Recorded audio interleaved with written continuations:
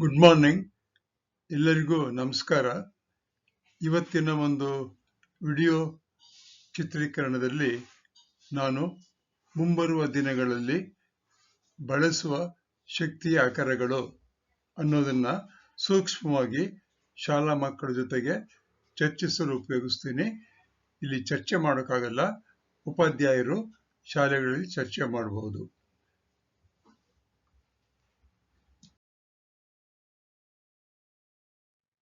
ಭವಿಷ್ಯದ ಶಕ್ತಿ ಅಂದರೆ ಮುಂದಿನ ದಿನಗಳಲ್ಲಿ ಯಾವ ರೀತಿಯಾಗಿರ್ತಕ್ಕಂಥ ಶಕ್ತಿಯ ಆಕಾರಗಳು ಅಂದರೆ ಸೋರ್ಸಸ್ ನಾವು ಬಳಸಬೇಕು ಅಂತ ಕೇಳಿದರೆ, ಮೊದಲನೇದಾಗಿ ಸೂರ್ಯನ ಬೆಳಕಿನಿಂದ ಬರ್ತಕ್ಕಂಥ ಶಕ್ತಿ ಬಳಸ್ಕೋಬೇಕು. ಗಾಳಿಯಲ್ಲಿರ್ತಕ್ಕಂಥ ಒಂದು ಶಕ್ತಿಯನ್ನು ಬಳಸ್ಕೋಬೇಕು. ನೀರು ಧುಮುಕಿದಾಗ ಬೀಳ್ಬೇಕಾದ್ರೆ ಡ್ಯಾಮ್ಗಳಿಂದ ಅಲ್ಲಿ ಬರ್ತಕ್ಕಂಥ ಶಕ್ತಿಯನ್ನು ಉಪಯೋಗಿಸ್ಕೋಬೇಕು. ಮತ್ತೆ ಸಸ್ಯಗಳು ಮತ್ತೆ ಆಹಾರಗಳು ಕೊಳಿತಾ ಇರುವಾಗ ಅವುಗಳನ್ನು ಕಂಪೋಸ್ಟ್ ನಲ್ಲಿ ಹಾಕಿ ಅವುಗಳಿಂದ ಬಯೋಗ್ಯಾಸ್ ಅಂತಕ್ಕಂಥ ಶಕ್ತಿಯನ್ನ ಉಪಯೋಗಿಸ್ಬೋದು. ಮತ್ತೆ ಭೂಮಿಯ ಒಳಗಿರ್ತಕ್ಕಂಥ ಶಾಖದಿಂದ ಅದನ್ನು ಶಕ್ತಿಯಾಗಿ ನಾವು ಉಪಯೋಗಿಸ್ಬೋದು. ಅಂದ್ರೆ ಸೂರ್ಯ, ಗಾಳಿ, ನೀರು, ಸಸ್ಯಗಳು ಮತ್ತು ಭೂಮಿ ಇವೇ ಮುಂದೆ ನಮಗೆ ಭವಿಷ್ಯಕ್ಕೆ ಬೇಕಾಗಿರ್ತಕ್ಕಂಥ ಶಕ್ತಿಯ ಆಕಾರಗಳು.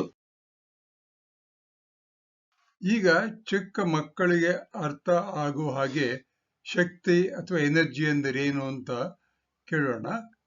ತಿಳ್ಕೊಳ್ಳೋಣ. ಈಗ ಒಂದು ಸಣ್ಣ ಬೆಂಕಿ ಪಟ್ಟಣ ನೀವು ಟೇಬಲ್ ಮೇಲೆ ಇಟ್ಟಿದ್ದೀರಾ ಅಂತ ಇಟ್ಕೊಳ್ಳಿ. ನೀವು ಕೂತ್ಕೊಂಡು ಬೆಂಕಿ ಪಟ್ಟಣ ನನ್ನ ಹತ್ರ ಬಾ, ಬೇಗ ಓಡ್ ಬಾ ಅಂತ ಕರೆದಾಗ ಬರಲ್ಲ. ಆದ್ರೆ ನಾಯಿ ಮರಿಯ ಹತ್ರ ಇದ್ದು ನೀವು ಅಲ್ಲಿ ನೋಡಿ ನಾಯಿ ಕಮ್ ಡಾರ್ಲಿಂಗ್ ಅಂದ್ರೆ ನಿಮ್ಮ ಹತ್ರ ಬರುತ್ತೆ. ಅಂದ್ರೆ ಬೆಂಕಿ ಪಟ್ಟಣ ಜೀವ ಇಲ್ಲ, ಅದನ್ನ ನಾವು ಒಂದು ಜಾಗದಿಂದ ಇನ್ನೊಂದು ಜಾಗಕ್ಕೆ ತಗೊಂಡೋಗ್ಬೇಕಾದ್ರೆ ಶಕ್ತಿ ಬೇಕೇ ಬೇಕು. ಈಗ ಅಕಸ್ಮಾತ್ ಆಗಿ ಬೆಂಕಿ ಪಟ್ಟಣ ಹಾಗೆ ಇಟ್ಟು ಒಂದು ಫ್ಯಾನ್ ನಿಂದ ಜೋರಾಗಿ ಗಾಳಿಯನ್ನು ಬಿಟ್ಟಾಗ ಬೆಂಕಿ ಪಟ್ಟಣ ಅಲ್ಲಿಂದ ಬೇರೆ ಕಡೆ ಹೋಗುತ್ತೆ. ಅಥವಾ ಬೆಂಕಿ ಪಟ್ಟಣದ ಮೇಲೆ ನೀರನ್ನ ಎಸೆದಾಗ ಅದು ಬೇರೆ ಕಡೆ ಹೋಗುತ್ತೆ. ಹೀಗೆ ಅಂದ್ರೆ ಒಂದು ವಸ್ತುವನ್ನ, ಎಸ್ಪೆಷಲಿ ಜೀವ ಇಲ್ಲದೆ ಇರತಕ್ಕಂಥ ವಸ್ತುವನ್ನ ನಾವು ಬೇರೆ ಕಡೆಗೆ ನಾವು ಚಲಿಸಲೇಬೇಕು ಅನ್ನೋದಾದ್ರೆ ಶಕ್ತಿ ಬೇಕೇ ಬೇಕು. ಹಾಗೆ ನಾವು ಮನೆಗಳಲ್ಲಿ ನಮಗೆ ಬೆಳಕು ಬೇಕು ಅಂದ್ರೆ ಸೂರ್ಯನ ಬೆಳಕು ಬೆಳಿಗ್ಗೆ ಇರಲ್ಲ, ಆಗ ಬೆಳಕು ಬೇಕು. ಆ ಬೆಳಕನ್ನು ಉತ್ಪತ್ತಿ ಮಾಡೋಕೆ ನಾವು ಶಕ್ತಿ ಬೇಕಾಗುತ್ತೆ. ಅದೇ ಎಲೆಕ್ಟ್ರಿಸಿಟಿ ಅಂತ ಕರಿತೀವಿ. ಹೀಗೆ ಬೇರೆ ಬೇರೆ ಕೆಲಸಗಳಿಗೆ ನಮಗೆ ಶಕ್ತಿ ಬೇಕಾಗುತ್ತೆ. ಅದಕ್ಕೆ ಇಂಗ್ಲಿಷ್ನಲ್ಲಿ ಎನರ್ಜಿ ಅಂತ ಕರೀತಾರೆ. ಶಕ್ತಿ ಇಲ್ಲದೆ ಹೋದ್ರೆ ಏನು ಕೆಲಸವನ್ನು ಮಾಡೋಕ್ಕಾಗಲ್ಲ. ನಾವು ವಸ್ತುಗಳನ್ನ ಚಲಿಸುವ ಹಾಗೆ ಮಾಡೋದಕ್ಕೆ ಹಳೆಯ ಶಕ್ತಿಯ ಮೂಲಗಳನ್ನು ಉಪಯೋಗಿಸ್ತಾ ಇದ್ವಿ. ಅದರಲ್ಲಿ ಕಲ್ಲಿದ್ದಲು, ತೈಲ, ಅನಿಲ. ತೈಲ ಅಂತ ಹೇಳಿದ್ರೆ ಏನಾಗ್ಬೋದು? ಡೀಸೆಲ್ ಆಗ್ಬೋದು, ಪೆಟ್ರೋಲ್ ಆಗ್ಬೋದು, ಕೆರೋಸಿನ್ ಆಗ್ಬೋದು. ಇವುಗಳನ್ನ ಉಪಯೋಗಿಸ್ತಾ ಇದ್ವಿ ನಾವು. ಇವುಗಳನ್ನ ಭೂಮಿಯ ಜಂಕ್ ಫುಡ್ ಅಂತ ಕೆಲವರು ಕರೀತಾರೆ. ಅಂದ್ರೆ ಭೂಮಿಗೆ ಬೇಡದೇ ಇರತಕ್ಕಂಥ ವಸ್ತುಗಳನ್ನ ನಾವು ಉಪಯೋಗಿಸ್ತಾ ಇದ್ವಿ. ಈ ವಸ್ತುಗಳಿಂದ ಮಾಲಿನ್ಯ ಜಾಸ್ತಿ ಆಗ್ತಾ ಇದೆ. ಇವತ್ತಿನ ದಿವಸ ಡೆಲ್ಲಿ, ಬೆಂಗಳೂರು, ಕಲ್ಕತ್ತಾ, ಬೊಂಬಾಯಿ ಇಂಥ ನಗರಗಳಲ್ಲಿ ಮಾಲಿನ್ಯ ಜಾಸ್ತಿಯಾಗಿ ಭೂಮಿ ಅಸ್ತವ್ಯಸ್ತವಾಗಿದೆ. ನಾವೆಲ್ಲ ಭೂಮಿನೇ ಪೂರ್ತಿಯಾಗಿ ಕೆಟ್ಟು ಹೋಗ್ತಾ ಇದೆ ಅದರ ಗುಣ ಅಂತ ಹೇಳ್ತಾ ಇದ್ದಾರೆ. ಆದ್ರಿಂದ ಈ ಒಂದು ಹಳೆಯ ಶಕ್ತಿ ರೂಪಗಳನ್ನ ನಾವು ಬಿಟ್ಟು ಮುಂದೆ ಹೊಸ ಶಕ್ತಿ ರೂಪಗಳನ್ನ ಉಪಯೋಗಿಸ್ಬೇಕಾಗುತ್ತೆ. ಇಲ್ಲಿ ಒಂದು ಉದಾಹರಣೆ, ಕೆಳಗಡೆ ಒಂದು ಸಿಟಿಯಲ್ಲಿರ್ತಕ್ಕಂಥ ಅಂದ್ರೆ ಚಲನೆ ಮಾಡ್ತಾ ಇರ್ತಕ್ಕಂಥ ವಾಹನಗಳನ್ನು ತೋರಿಸಿದ್ದೀನಿ. ಅವುಗಳಿಂದ ಬರ್ತಕ್ಕಂಥ ಹೊಗೆ ಎಷ್ಟೊಂದು ಭೂಮಿಯ ಮೇಲೆ ಪರಿಣಾಮ ಉಂಟು ಮಾಡುತ್ತೆ ಅನ್ನೋದನ್ನ ನಾವು ಊಹಿಸ್ಕೊಳ್ಬಹುದು. ಈ ಹಳೆಯ ಶಕ್ತಿಯ ಮೂಲಗಳಿಂದ ನಾವು ವಸ್ತುಗಳನ್ನು ಉಪಯೋಗಿಸಿದ್ರೆ ಅಲ್ಲಿಂದ ಬರ್ತಕ್ಕಂಥ ಹೊಗೆ, ಧೂಳು ಇವೆಲ್ಲ ಮಾಲಿನ್ಯ ಉಂಟು ಮಾಡುತ್ತೆ ಅಂತ ಕರೀತಾರೆ. ಪಲ್ಯೂಷನ್ ಆಗುತ್ತೆ ಅಂತ. ಈ ಪಲ್ಯೂಷನ್ ನಿಂದ ಭೂಮಿಗೂ ಸಹಿತ ತೊಂದರೆ ಆಗುತ್ತೆ. ಹಾಗೆ ಪ್ರಾಣಿಗಳಿಗೆ, ಸಸ್ಯಗಳಿಗೆ, ಜನರಿಗೆ ಮತ್ತೆ ಎಲ್ಲ ವಸ್ತುಗಳಿಗೂ ಸಹಿತ ಹಾನಿ ಉಂಟು ಮಾಡುತ್ತೆ. ನೀವು ಅನೇಕ ಬಿಲ್ಡಿಂಗ್ ಅನ್ನ ನೋಡಿದೀರಾ, ಅದ್ರ ಮೇಲೆ ಎಷ್ಟು ಧೂಳು ಕೂತಿರುತ್ತೆ. ಆ ಧೂಳಿನಿಂದ ಅಲ್ಲಿ ಸಸ್ಯಗಳು ಅಥವಾ ಪ್ರಾಣಿಗಳು ಸಣ್ಣ ಸಣ್ಣ ಉತ್ಪತ್ತಿ ಆಗ್ಬೋದು. ಜೇಡ ಇಂಥ ಪ್ರಾಣಿಗಳು ಆ ಬಿಲ್ಡಿಂಗ್ ಅನ್ನೇ ನಾಶ ಮಾಡುತ್ತೆ. ಆದ್ರಿಂದ ಈ ಒಂದು ಹಳೆಯ ರೂಪದ ಶಕ್ತಿಯ ಆಕಾರಗಳು ನಮಗೆ ಬೇಡ. ನಮಗೆ ಹೊಸ ಶಕ್ತಿಯ ರೂಪಗಳು ಬೇಕಾಗುತ್ತೆ. ಅಂದ್ರೆ ಅದು ಹೊಸ ಶಕ್ತಿಯ ರೂಪ ಬಂದಾಗ ಭೂಮಿಯ ಮೇಲಿರುವ ಎಲ್ಲಾ ಜೀವಿಗಳಿಗೂ ಉಸಿರಾಡಲು ಸ್ವಚ್ಛ ಗಾಳಿ ಸಿಗುತ್ತೆ ಅಂತ ಊಹೆ ಮಾಡ್ಕೊಂಡಿದ್ದೀವಿ. ಆದ್ರಿಂದ ದುಃಖಿತ ಭೂಮಿ ಅಂದ್ರೆ ಇಲ್ಲಿ ಎಡಗಡೆ ತೋರಿಸಿದಾಗೆ ಭೂಮಿಯ ಮೇಲೆ ಅನೇಕ ರೀತಿಯಾಗಿರ್ತಕ್ಕಂಥ ಬೇಡವಾದ ವಸ್ತುಗಳೆಲ್ಲ ಚೆಲ್ಲಿರ್ತಕ್ಕಂಥದ್ದು. ಈ ಬಲಭಾಗದಲ್ಲಿ 2 ಚಿತ್ರ ಇದೆ. ಒಂದು ಕೆಂಪು ಬಣ್ಣದ್ದು, ಇನ್ನೊಂದು ಹಸಿರು ಬಣ್ಣದ್ದು. ನಮಗೆ ಬೇಕಾಗಿರ್ತಕ್ಕಂಥದ್ದು ಸಂತೋಷ ಭೂಮಿ, ಹಸಿರು ಭೂಮಿ, ಗ್ರೀನ್ ಅರ್ತ್ ಅಂತ ಕರೀತಾರೆ ಅದನ್ನ. ಆ ತರದ್ ಬೇಕು. ಅದು ಬೇಕಾದರೆ ನಾವು ಮಾಲಿನ್ಯವನ್ನ ತಪ್ಪಿಸ್ಬೇಕು. ಮಾಲಿನ್ಯನ ತಪ್ಪಿಸ್ಬೇಕು ಅಂದ್ರೆ ಹಿಂದೆ ಉಪಯೋಗಿಸ್ತಾ ಇದ್ದಂತ ಪೆಟ್ರೋಲ್ ಡೀಸೆಲ್ಗಳನ್ನ ನಾವು ಉಪಯೋಗಿಸಬಾರದು. ಇತ್ತೀಚಿನ ಕಾಲಗಳಲ್ಲಿ ಸೌರಶಕ್ತಿಯನ್ನ ಹೆಚ್ಚಾಗಿ ಉಪಯೋಗಿಸ್ತಾ ಇದ್ದೀವಿ. ಇಲ್ಲಿ ಕೆಳಗಡೆ 3 ಚಿತ್ರ ತೋರಿಸಿದ್ದೀನಿ ನಾನು. ಒಂದು ಕಾರಿನ ಒಂದು ಟಾಪ್ ಮೇಲೆ ನಾವು ಸೋಲಾರ್ ಸೆಲ್ಸ್ ಅಂತ ಹಾಕಿದಾಗ ಅದು ಶಕ್ತಿಯನ್ನು ಉತ್ಪತ್ತಿ ಮಾಡುತ್ತೆ, ಕಾರು ಮುಂದಕ್ಕೆ ಹೋಗುತ್ತೆ. ಈ ಬಲಭಾಗದ ಇನ್ನೊಂದು ಚಿತ್ರದಲ್ಲಿ ಒಂದು ಉದ್ದನಾಗಿರ್ತಕ್ಕಂಥ ತೋರಿಸಿದ್ನಲ್ಲ, ಆ ಒಂದು ಬೋರ್ಡ್ ತರ ಇದೆಯಲ್ಲ, ಅದ್ರ ಮೇಲೆ ಸೋಲಾರ್ ಸೆಲ್ಸ್ ಅಂತ ಇರುತ್ತೆ. ಅದು ಸೌರ ಫಲಕಗಳು, ಅದರಿಂದ ಶಕ್ತಿ ಉತ್ಪತ್ತಿ ಆಗುತ್ತೆ. ಇನ್ನೊಂದರಲ್ಲಿ ಮನೆ ತೋರಿಸಿದ್ದೀನಿ. ಆ ಮನೆಯ ಮೇಲೆ ನಾವು ಈ ಹಂಚಿನ ಬದಲಾಗಿ ಸೌರ ಫಲಕಗಳನ್ನು ಹಾಕಿದಾಗ ನಮಗೆ ಶಕ್ತಿ ಸಿಗುತ್ತೆ. ನಿಮ್ಮ ಮನೆಗಳು ಸಹಿತ ನೀವು ನೋಡಿರ್ಬೋದು, ಈಗ ಸೋಲಾರ್ ಹೀಟರ್ಸ್ ಅಂತ ಬಂದಿದೆ. ಮನೆ ಮೇಲೆ ಹಾಕಿ ಅದು ನೀರು ಬಿಸಿ ಆಗೋ ತರ ನಮಗೆ ಸಹಾಯವಾಗುತ್ತೆ. ಅದನ್ನ ಮುಂದಿನ ದಿನಗಳಲ್ಲಿ ಸೌರಶಕ್ತಿಯನ್ನು ನಾವು ಹೆಚ್ಚಾಗಿ ಉಪಯೋಗಿಸಬೇಕಾಗುತ್ತೆ. ಈಗ ನಮಗೆ ಗೊತ್ತಿದೆ, ಕಾರು, ಸ್ಕೂಟರ್, ಬಸ್ ಇವುಗಳಿಗೆಲ್ಲ ನಾವು ಇವತ್ತಿನ ದಿನ ಎಲೆಕ್ಟ್ರಿಸಿಟಿಯನ್ನು ಯೂಸ್ ಮಾಡ್ತಿದ್ದೀವಿ. ಆದರೆ ಆ ವಿದ್ಯುತ್ತು ಬ್ಯಾಟ್ರಿಯಿಂದ ಉತ್ಪತ್ತಿ ಆಗುತ್ತೆ. ಅದರ ಬದಲಾಗಿ ಸೌರಶಕ್ತಿಯಿಂದಲೇ ಓಡತಕ್ಕಂಥ ಕಾರು, ಸ್ಕೂಟರ್ಗಳನ್ನು ನಾವು ಉಪಯೋಗಿಸ್ಬೋದು. ಮುಂದುವರೆದ ದೇಶಗಳಲ್ಲಿ ಆ ರೀತಿ ಬಂದಿದೆ.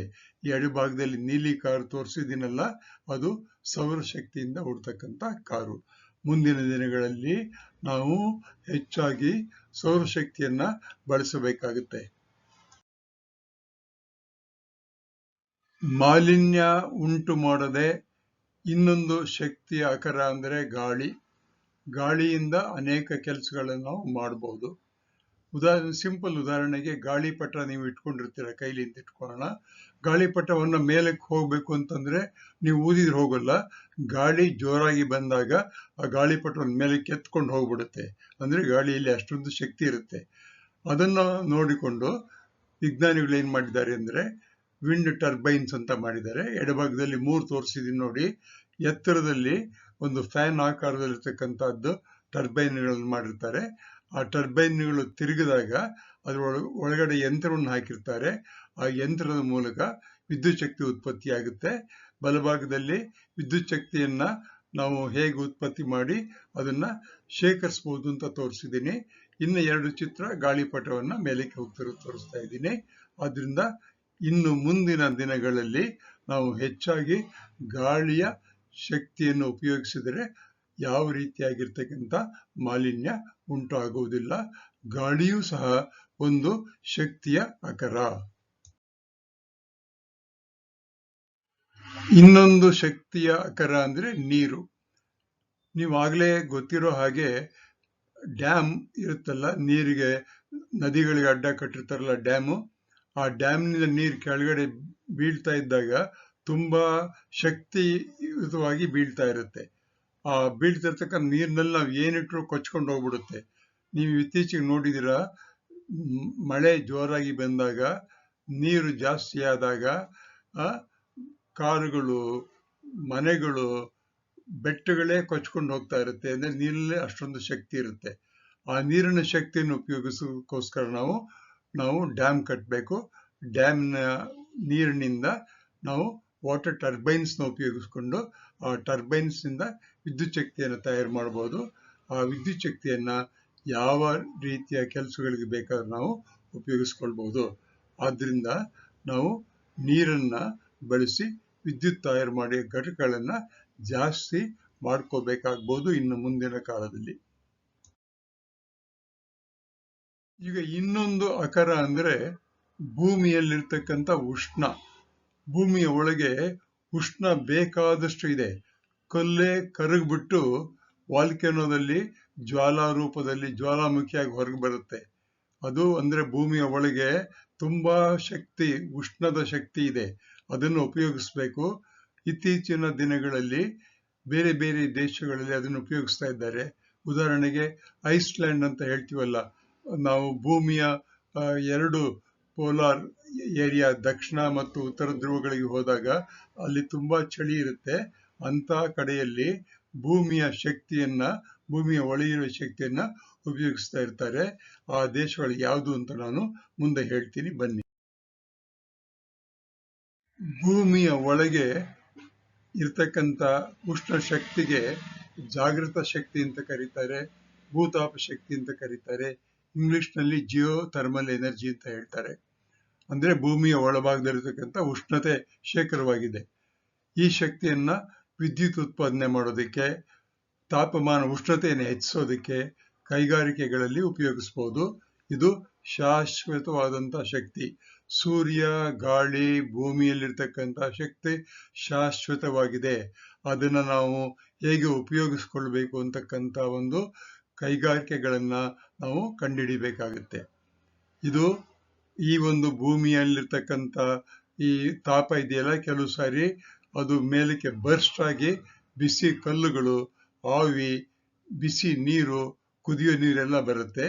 ಈ ರೀತಿಯಾಗಿಂತ ಶಕ್ತಿಯನ್ನು ಉಪಯೋಗಿಸಿಕೊಂಡು ಅನೇಕ ಕೆಲಸಗಳನ್ನು ಮಾಡ್ತಾರೆ. ಉದಾಹರಣೆಗೆ ಐಸ್ಲ್ಯಾಂಡ್, ಕೆನ್ಯಾ, ಅಮೆರಿಕ ದೇಶಗಳು ಭೂತಾಪ ಶಕ್ತಿಯನ್ನು ಹೆಚ್ಚು ಬಳಸ್ತಾ ಇದ್ದಾರೆ. ಐಸ್ಲ್ಯಾಂಡ್ನಲ್ಲಿ ಬಹುತೇಕ ಪ್ರತಿಯೊಂದು ಮನೆಗೂ ಭೂಮಿಯಿಂದಲೇ ಬಿಸಿ ನೀರು ಬರುತ್ತೆ. ನಾವು ಭೂಮಿಯಿಂದ ಬಿಸಿನೀರು ತಗೋಬಹುದು. ಅದು ಹೇಗೆ ಅನ್ನೋದನ್ನ, ಅದರ ಒಂದು ಟೆಕ್ನಿಕಲ್ ಪಾಯಿಂಟ್ ಅನ್ನು ನಾವು ಕಂಡುಹಿಡ್ಕೋಬೇಕು. ಅದು ಇನ್ನೂ ನಮ್ಮ ದೇಶಕ್ಕೆ ಬಂದಿಲ್ಲ, ಮುಂದೆ ಬರಬಹುದು ಅಂತ ಕಾಣಿಸುತ್ತೆ. ಅಕರಗಳ ಜೊತೆಗೆ ಇನ್ನೊಂದು ಅಕರ ಅಂದ್ರೆ ಜೈವಿಕ ಶಕ್ತಿ. ಅಂದ್ರೆ ಸಸ್ಯಗಳಿಂದ ಮತ್ತೆ ಸತ್ತಿರ್ತಕ್ಕಂಥ ಪ್ರಾಣಿಗಳಿಂದ ಬರ್ತಕ್ಕಂಥ ಶಕ್ತಿ ಅಂತ ಹೇಳ್ಬೋದು. ಈ ಸಸ್ಯಗಳು, ಮುಖ್ಯವಾಗಿ ಸಸ್ಯಗಳಿದೆಯಲ್ಲ, ಸಸ್ಯಗಳು ಮತ್ತು ಆಹಾರದ ತ್ಯಾಜ್ಯ ಅಂದ್ರೆ ಬೇಡದೇ ಇರ್ತಕ್ಕಂಥ ಆಹಾರ ಬಿಸಾಕ್ತಿವಲ್ಲ, ಅವುಗಳನ್ನೆಲ್ಲ ಕೂಡಿಸಿ ಭೂಮಿಯ ಒಳಗೆ ನಾವು ಅದನ್ನ ಮುಚ್ಚಿಬಿಟ್ರೆ ಅದಕ್ಕೆ ಕಂಪೋಸ್ಟ್ ಅಂತ ಕರೀತಾರೆ.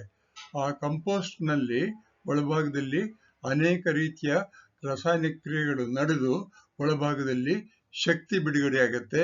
ಒಂದು ರೀತಿಯಾದಂಥ ಗ್ಯಾಸ್, ಅನಿಲ ಉತ್ಪತ್ತಿ ಆಗುತ್ತೆ. ಅದಕ್ಕೆ ಬಯೋಗ್ಯಾಸ್ ಅಂತ ಕರೀತಾರೆ. ಆ ಬಯೋಗ್ಯಾಸ್ನಿಂದ ನಾವು ಬೇಕಾದಷ್ಟು ಶಕ್ತಿಯನ್ನು ಮಾಡ್ಬೋದು. ಎಡಭಾಗ ಬಲಭಾಗದಲ್ಲಿ ನಾನು 2 ಚಿತ್ರ ತೋರಿಸಿದ್ದೀನಿ. ಅದು ಕಂಪೋಸ್ಟ್ ಬಿನ್ನಿಂದ ಬರ್ತಕ್ಕಂಥ ಶಕ್ತಿ. ಆ ಶಕ್ತಿಯನ್ನ ವಿದ್ಯುತ್ ಶಕ್ತಿಯಾಗಿ ಪರಿಣಮಿಸಿ ಅದರಿಂದ ಬೆಳಕನ್ನು ನಾವು ಪಡಿಬಹುದು. ಉದಾಹರಣೆಗೆ ಎಲ್ಲ ಬಾಳೆಹಣ್ಣಿನ ಸಿಪ್ಪೆಗಳನ್ನು ನಾವು ಸೇರಿಸಿ ಒಂದು ದೊಡ್ಡದಾಗಿ ಕಂಪೋಸ್ಟ್ ಬಿನ್ ಮಾಡಿದರೆ ಅದರಿಂದ ವಿದ್ಯುತ್ತನ್ನು ತಯಾರು ಮಾಡೋದಕ್ಕೆ ಅನುಕೂಲವಾಗುತ್ತೆ. ಈ ರೀತಿ ಇಂಡಿಯಾದಲ್ಲಿ ಈಗ ಮಾಡ್ತಾ ಇದ್ದಾರೆ. ಮುಂದೆ ಹೆಚ್ಚಾಗಿ ಈ ರೀತಿಯಾಗಿರ್ತಕ್ಕಂಥ ಕಂಪೋಸ್ಟ್ ಬಿನ್ಗಳನ್ನು ಮಾಡ್ತಾರೆ ಅಂತ ನನಗೆ ಅನಿಸ್ತಾ ಇದೆ. ಭವಿಷ್ಯದ ಶಕ್ತಿ ನಮಗೆ ಸೂರ್ಯ, ಗಾಳಿ, ನೀರು, ಭೂಮಿ, ಸಸ್ಯಗಳು ಇವುಗಳಿಂದ ಬರುತ್ತೆ. ಅದನ್ನು ಕಂಡುಹಿಡಿಯತಕ್ಕಂಥ ಹೀರೋಗಳು ಯಾರು ಅಂದ್ರೆ ನೀವೇ, ಈಗಿನ ವಿದ್ಯಾರ್ಥಿಗಳು.